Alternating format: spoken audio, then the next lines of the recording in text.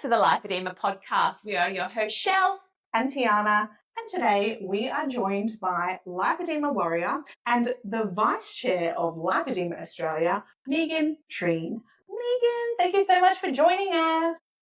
My pleasure. I'm so excited to be here. We're so excited to have you. How did you come about to learn about lipodema, and when was that? So I first learned about lipodema. It must have been the June Awareness Month in 2021. I had a business colleague.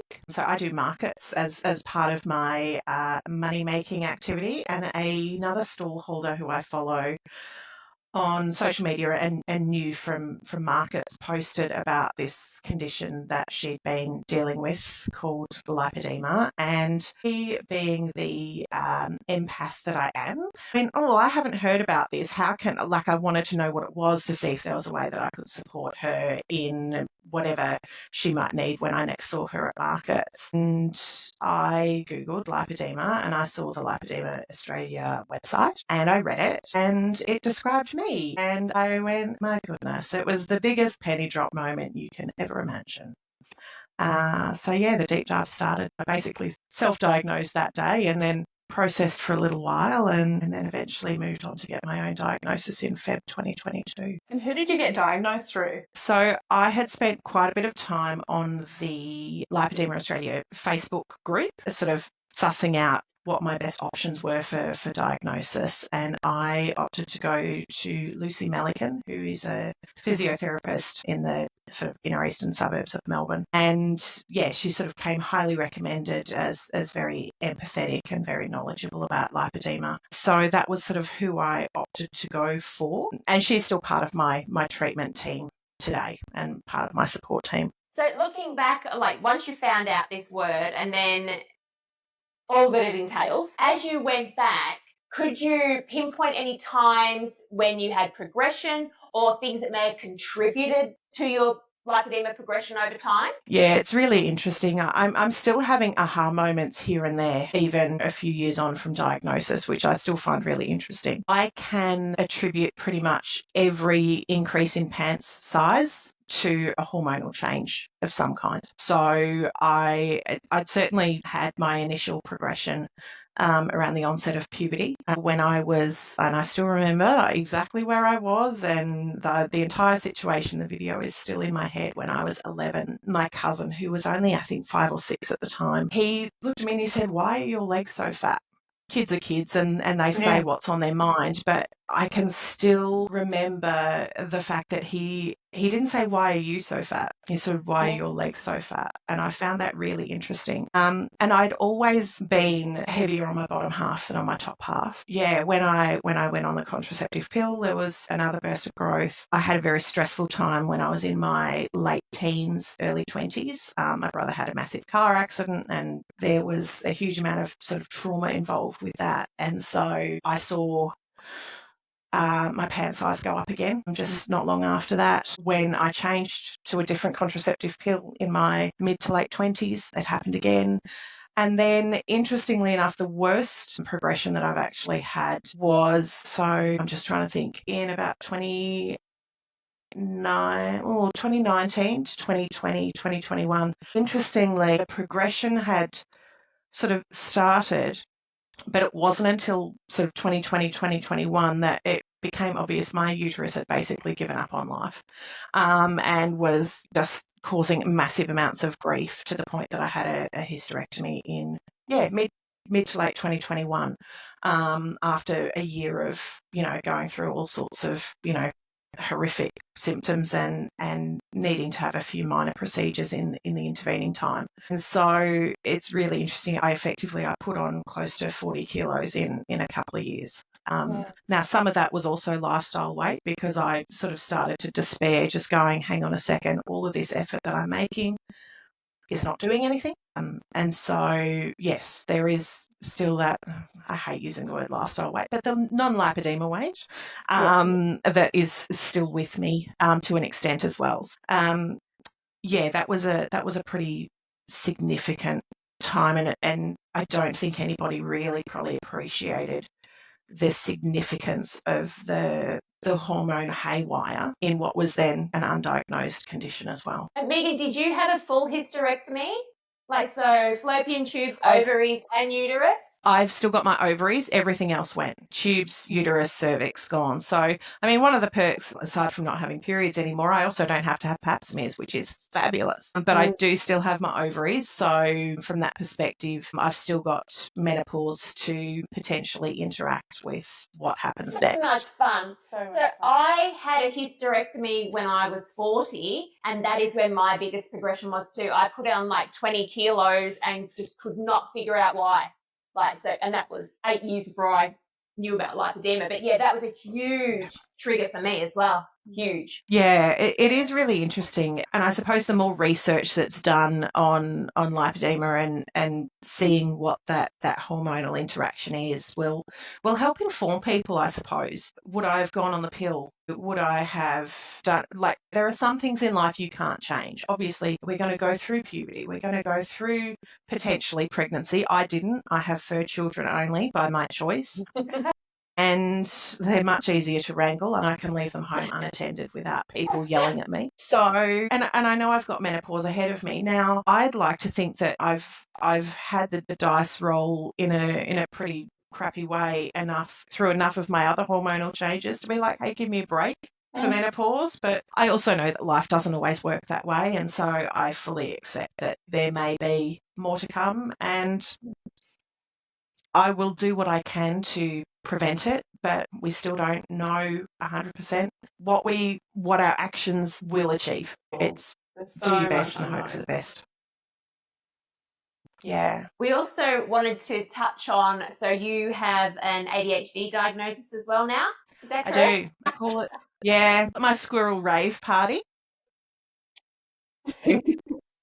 I was, interestingly, so I had a bit of a I call it my mini breakdown in, when was it, 2018, and was diagnosed at that point with general anxiety disorder and depression. And so at that point was medicated, and still am today, very happily, on what I call my happy pills. And then once I was diagnosed with my ADHD, the diagnosis part I'll talk about in a second, but so now with my medication for that, I call them my squirrel tamers. So each morning I take my happy pills and my squirrel tamers, and that helps me function. So sometimes better than others. There are times that I actually do have to just say, sorry, the squirrels are just a bit haywire at the moment. Let me get those thoughts all together and then continue on. But yeah, so I've had some surgeries for my lipodema, and we'll probably discuss those a little bit as well. But it was after my second leg surgery, and I was actually in hospital for an extra couple of days. So I had my ADHD sort of diagnosis appointment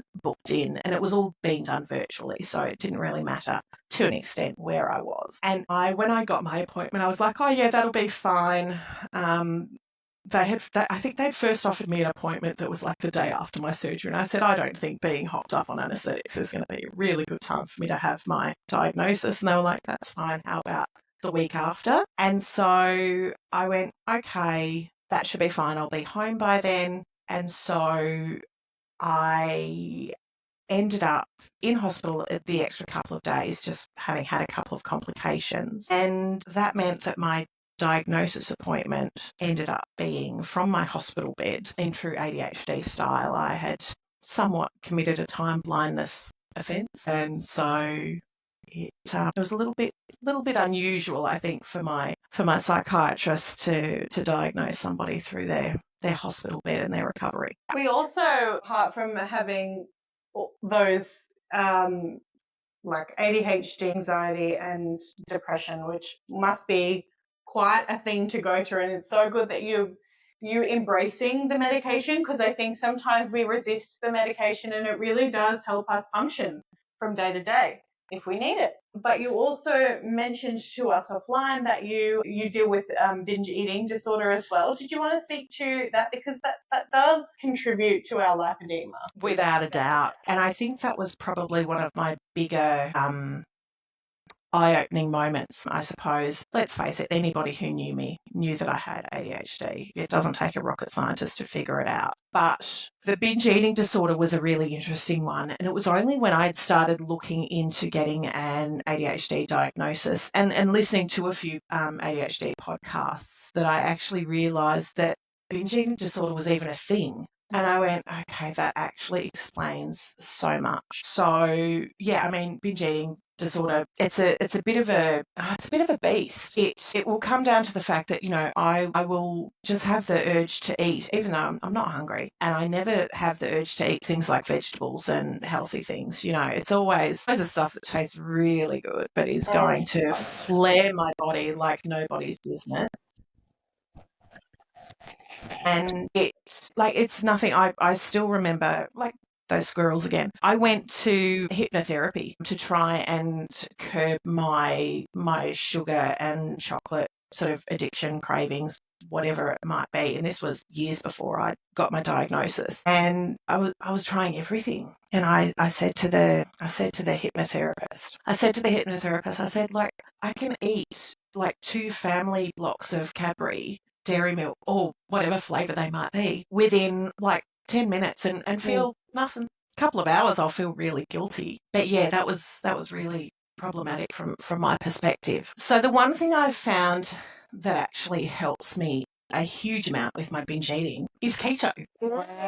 That's fascinating that the elimination of food groups has really helped you in managing binge eating. It is, and it quietens the food noise. So I feel that both keto and my ADHD meds, which are also in the media at the moment, because, that's a whole other question about whether they're always medication or whether they're sometimes empty. But yeah, I do find that I just don't think about food. Whereas if I'm not eating keto, and to be honest, we all know there's a whole lot more life admin involved when you're eating any kind of different Restrictive meal plan. So from my perspective, if I'm on the road, it's not unusual for me to drive to Canberra for a market or be on the road all day. I need to plan what I'm taking with me. It's not as easy as just heading through for some sneaky nuggies or something like that in the drive-through. Yeah. Or just grabbing something at the service station. It doesn't work.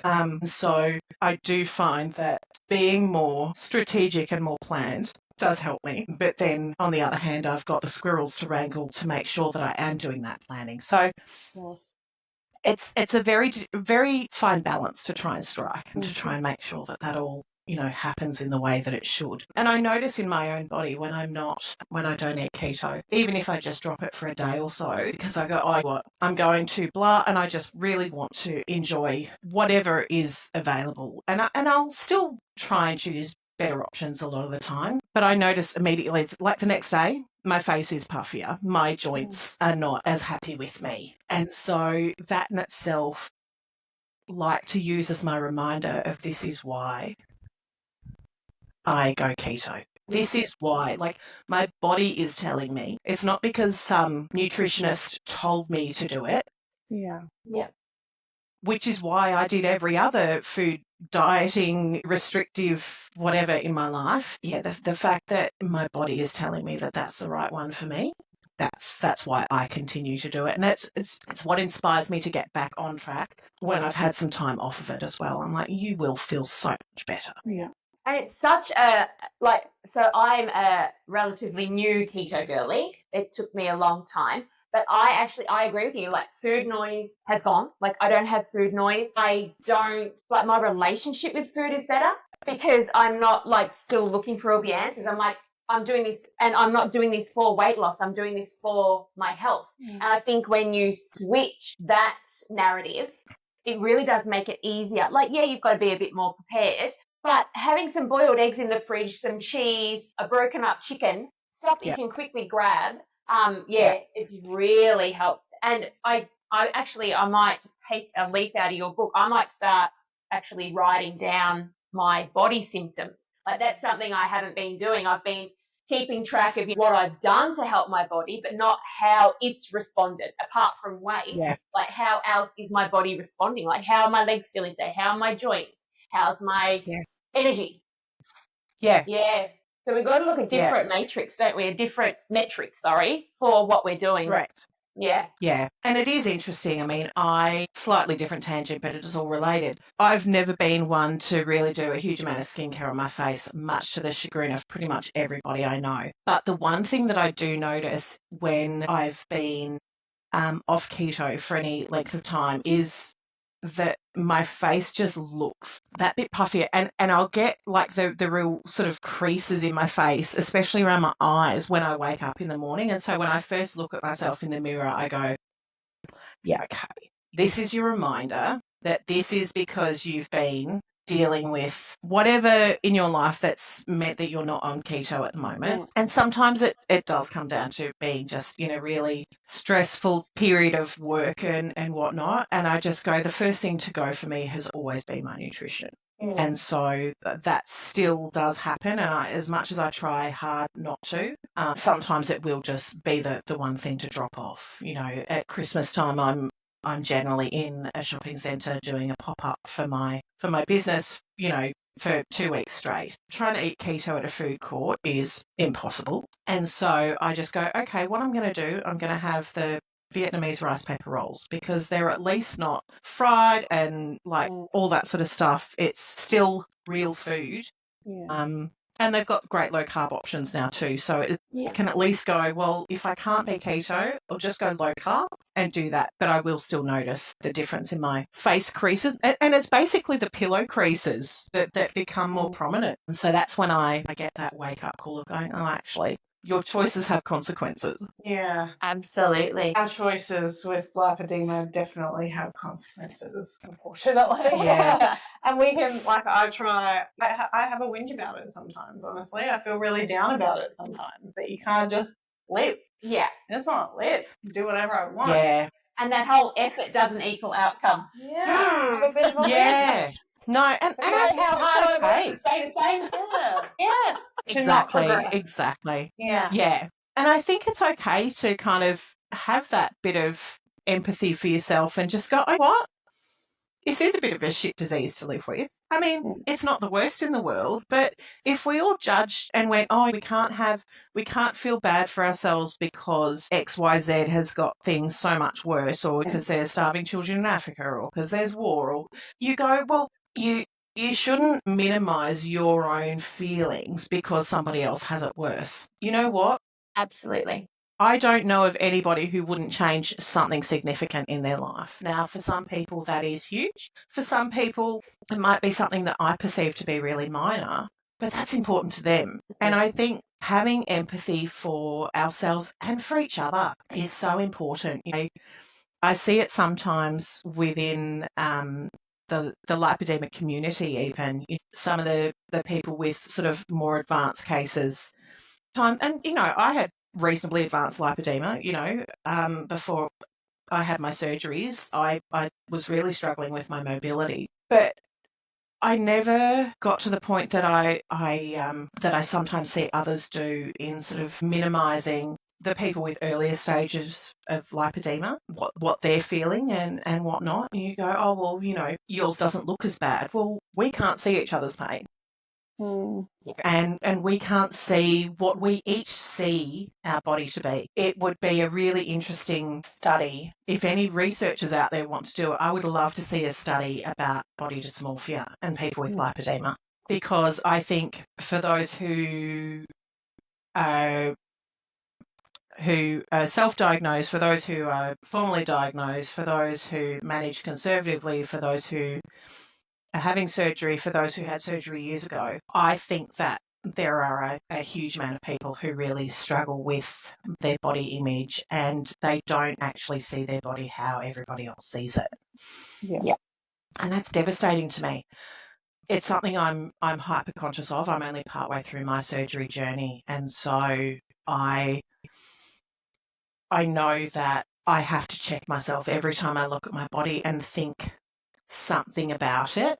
Whether or not that is the reality, I have to actually make sure I go, is it though? Is that what other people are seeing? I had a friend who has lipodema. Recently she sent through a photo of herself on holiday, And I just went, oh my goodness, look at those gorgeous legs. Now, she has had surgery and she doesn't look like somebody who has lipodema anymore. She still does. She'll have it for life. But she responded saying, yeah, it was a real penny drop moment, because if that photo hadn't included her head, she wouldn't have believed that that was her body. Now, that in itself is so telling, because we still often see ourselves in a very different way to what the rest of the world sees us as. So yeah, researchers do some more work on, especially on the psychological effects of lipodema as well. I know that there is some study going on at the moment, but we need so much more. Yeah. Well, we actually had a guest on who said she's after surgery, she still buys her old size and wonders why it doesn't fit. Like, it's still like that. Yeah, because her brain hasn't caught up to what her body's doing, and it's really scary. I can completely see how that would be the case. I'm in a bit of a weird situation in that my legs are partly done. So because of the amount of bulk I had on my legs, and I've had surgery with Associate Professor Meegan Trean in Melbourne. And while he typically does, as many people probably know, he does one leg at a time. With my legs, while he did one leg at a time, he wasn't able to do the whole leg because of both the amount of tissue that needed to come out, but also because I have a sizable buttocks, a beautiful shelf that follows me around. And so we simply needed to keep the engineering structure of my upper thighs in particular, so that it had something to hold it up. So I'm at the weird point at the moment that my lower legs are a lot smaller than they were, and I should go down a pant size or two on my lower legs, but my hips and butt still mean that I'm in that bigger size. So the wide leg jeans that I've always worn are now super wide leg jeans, because I'm still wearing those.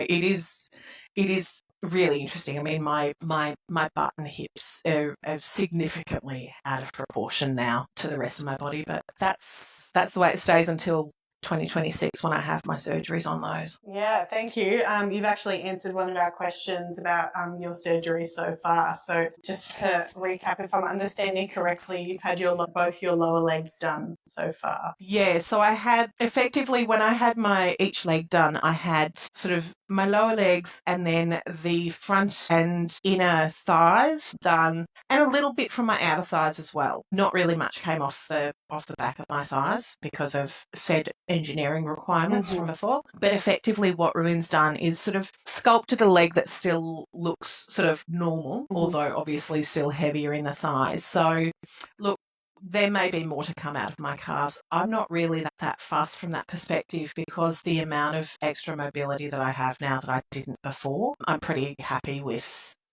all of that. My main thing is, at the moment, I can't fit into a seat with arms in it comfortably. Yeah. And so that's where I'm just like, I just want that bit to come off a bit. And I also had my arms done as well. So I had my arms done last year in August. So that's, there we go. That's one scar there and the other one there. So that's all healing beautifully. So yeah, I mean, they'll fade with time as well. And honestly, my leg scars from the skin removal, when I take off my activewear compression that I use, it doesn't, you can't really tell the difference between the crease from the seam or my scar. Like, it's really minimal. You know, I have to point them out to people, and that's only they're at just over a year and just over 18 months old. So yeah, I know one of the things that a lot of people are concerned about is scarring after skin removal, but it fades so quickly. Astonishing how the body heals with such gnarly scars. It is magical. And look, yeah, there are some patches on my legs where my skin reacted to the dressings. And so the scarring there is a little more obvious, but I still have to point it out to people. Yeah. And even going back to those surgeries, so Rumin's protocol is generally to have at least 12 weeks between surgeries. So people will have an operated on leg and an original style leg for 12 weeks. And I actually had 5 months between my surgeries just because of my schedule, because I'm self-employed. I needed to sort of get through the Christmas period, and I was like, you can slice me again in January. That's fine. But I needed to schedule it around my work. And I am actually quite glad that I had a larger break between surgeries than not just going for the minimum. because it gave me some time to actually have a bit of a normal, whatever normal life is, for a little bit. So I wasn't just going from post-op to pre-op and sort of rolling right through. And one of the things that I had quite a lot of people ask me about was how I managed having one leg big and one leg small for so long. Yeah.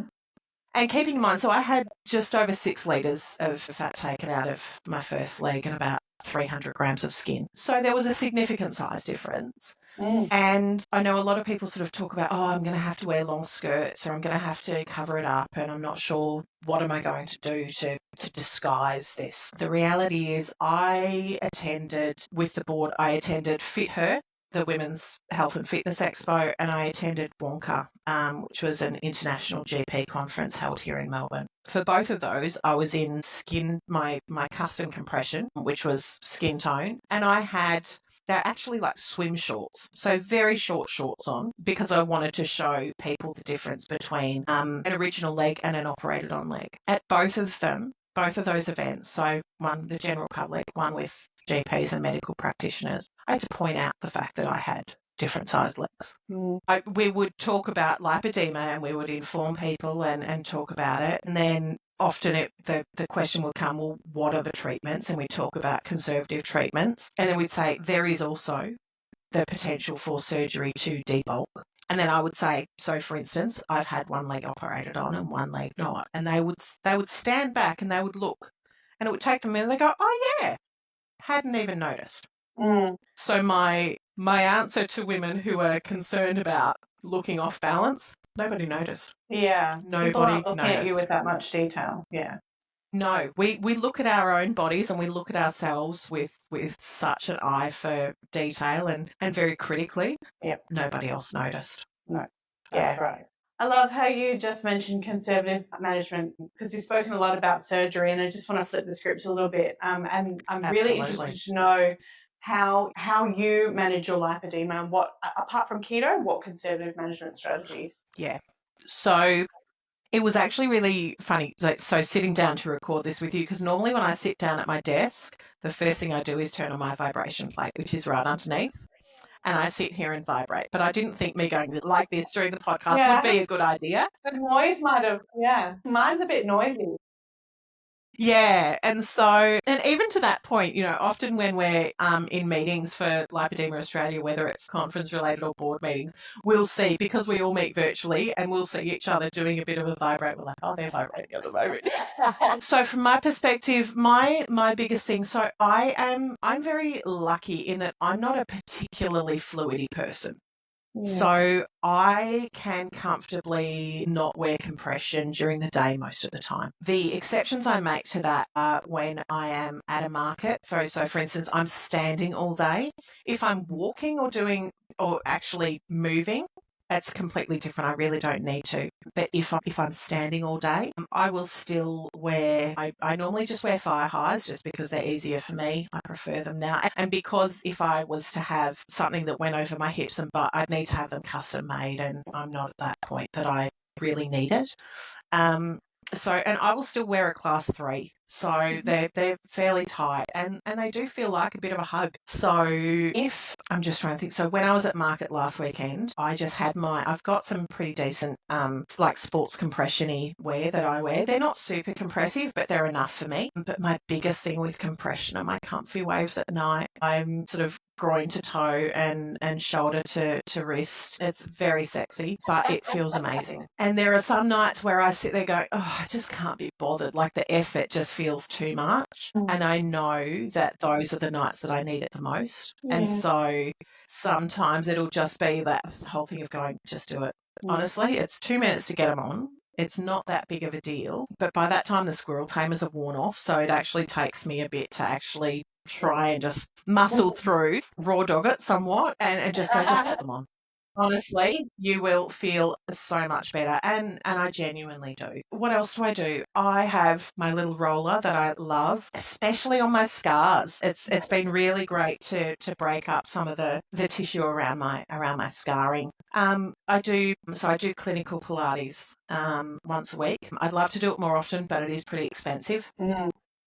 The studio I go to is just 5 minutes from home, and they have actually just recently announced that they're doing sort of an open studio time as well, which is going to be a whole lot cheaper. So I'll probably look to do the one session. So there's 4 of us maximum in a class, and the program's written specifically for us. Everybody there knows about lipedema, whether they like it or not. I can see that there's plenty of other people there who do have lipedema, not in my classes, but whenever I sort of cross over into another group, I make sure I talk about it as loudly and as completely as I can. So so hopefully when I get back from my holiday in a few weeks, I'll be able to go there, one supervised class and an open session or 2 a week, just to build that up. I live opposite our community indoor heated swimming pool. I have a membership. I love how it feels when I am doing and have done walking and running in the pool. Yeah. I struggle with the life admin of actually the whole thing of finding time to not just do that, but then come home and have a shower and do it. And so that's something that I'm really hoping to try and get more balance into my life, so that I can go, you know what? No, first thing in the morning or whatever it is, to actually make that work.